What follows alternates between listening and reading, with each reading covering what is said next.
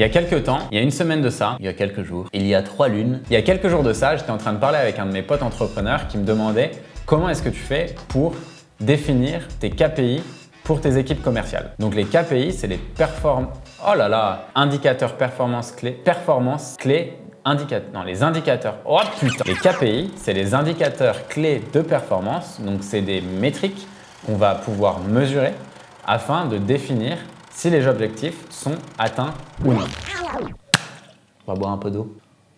Tes indicateurs clés de performance, à quoi ça te sert? Ça va te permettre de calculer l'efficacité de tes équipes commerciales, regarder ton taux de conversion, mais aussi mesurer l'impact des actions que tu as pu mettre en place lors de ta prospection. En gros, l'idée, ça va être de déterminer les actions qui ont le plus d'impact sur tes ventes, de voir ce qui fonctionne, essayer de mettre encore plus de ressources sur ce qui fonctionne et aussi d'arrêter les choses qui ne fonctionnent pas.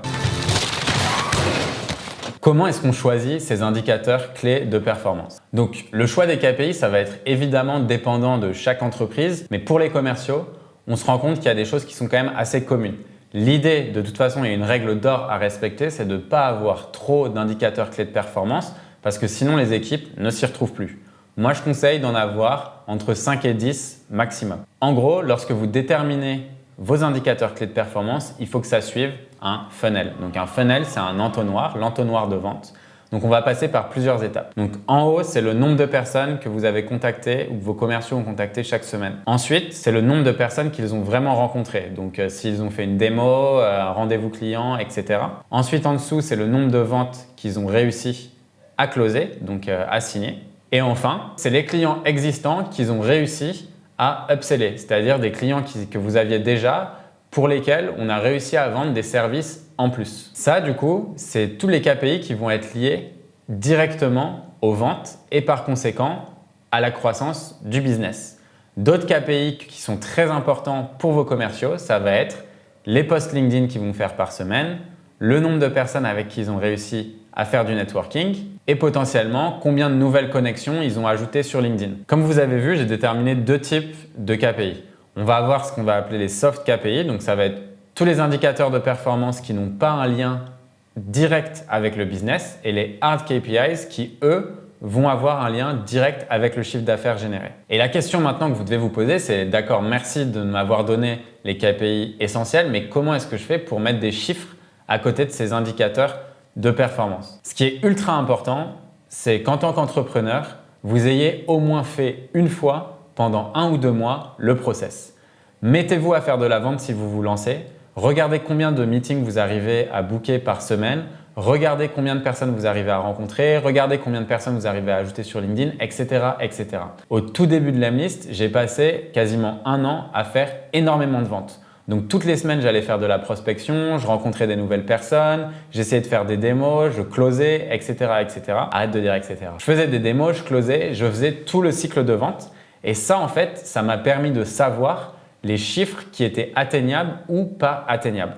Et à partir de là, votre but en tant qu'entrepreneur, c'est de recruter des gens potentiellement dans votre équipe qui seront bien meilleurs que vous. Le lion ne s'associe pas avec le cafard. Quoi? Donc, vous pouvez commencer à mettre en place ces différents indicateurs clés de performance et ensuite demander à vos équipes de les atteindre. Et après, l'idée, c'est toujours ajuster en fonction de vos équipes. N'hésitez pas à regarder la vidéo que j'avais faite sur le feedback qui est très utile en fait pour réajuster les KPI en fonction justement des capacités de chacun et aussi du taux d'avancement ou du taux de maturité de la personne. Si votre manager vous met des KPI qui sont beaucoup trop élevés, il ne faut pas hésiter à lui demander de l'aide et de lui demander de vous montrer comment lui il a fait pour atteindre ses KPI. S'il ne l'a jamais fait, il se sentira mal à l'aise et du coup à partir de là vous pourrez ramener à la négociation et donc à ramener les KPI à la baisse. C'est aussi ultra important que ces KPI soient liés à une valeur monétaire. En effet, pour chaque commercial que vous allez recruter, vous allez avoir des dépenses, coûts fixes qui vont être son salaire, les charges sociales,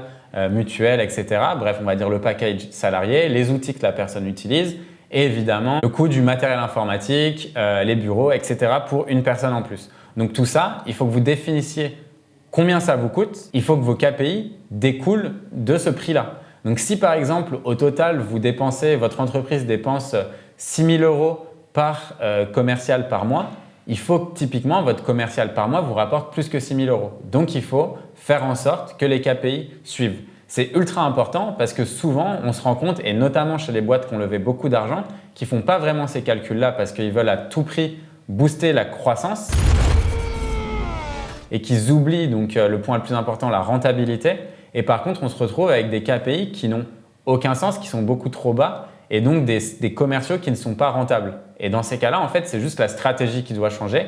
Toutes les boîtes n'ont pas besoin d'avoir des commerciaux. Parfois, il faut mieux travailler, par exemple, tout l'inbound, tout son marketing, son SEO, etc.